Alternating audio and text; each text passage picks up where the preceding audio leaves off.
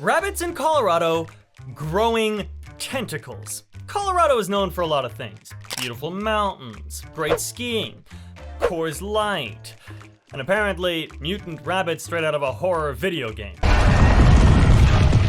Mind you, this also just happened days after radioactive wasps were found flying near a nuclear facility in North Carolina, so.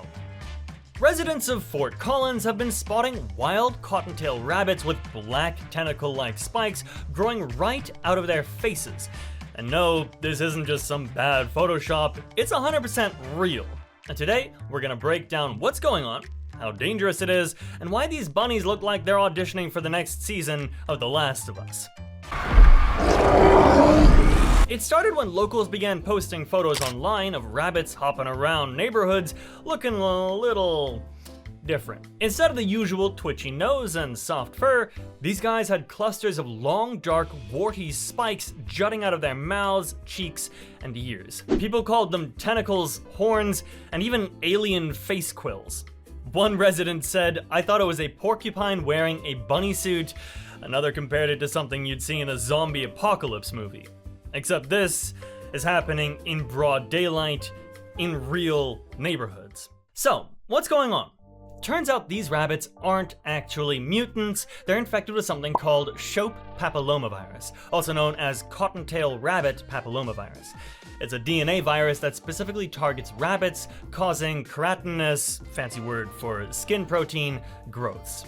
The virus basically hijacks the rabbit's skin cells and tells them, hey, grow a massive wart right here. Over time, those warts harden into these black spike-like structures that make the rabbit look like it's got a face full of toothpicks.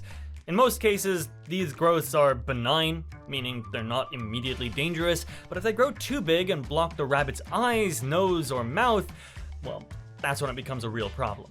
First question everyone asks, can humans get it? The answer is no.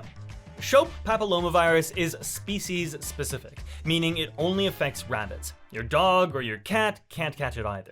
The virus spreads between rabbits mostly through biting insects like mosquitoes, ticks, and fleas. So while it can spread pretty easily in the bunny world, it's not jumping to other animals or humans.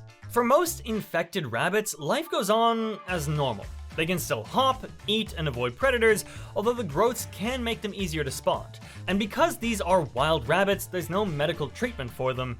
Nature just takes its course. Of course, the internet had a field day with this. Reddit threads called them Bunny Cthulhu, Wildlife DLC packs, and The Last of Us Rabbit Edition. Some people swore they'd seen these before and thought it was a joke. Others went full conspiracy mode, claiming it was a government experiment gone wrong. Spoiler, it's just biology doing its thing. But the memes, top tier. If you spot one of these rabbits with these growths, wildlife experts just say, don't touch it, don't try to help by removing the growths, and don't feed it. That just encourages contact. Instead, report it to your local wildlife agency if you're concerned.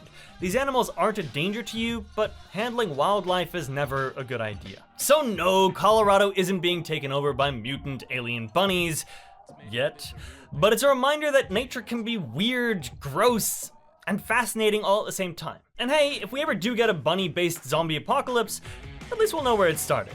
This is Strexed, and if you like this wild animal story, hit the like button, subscribe, and I'll catch you next time.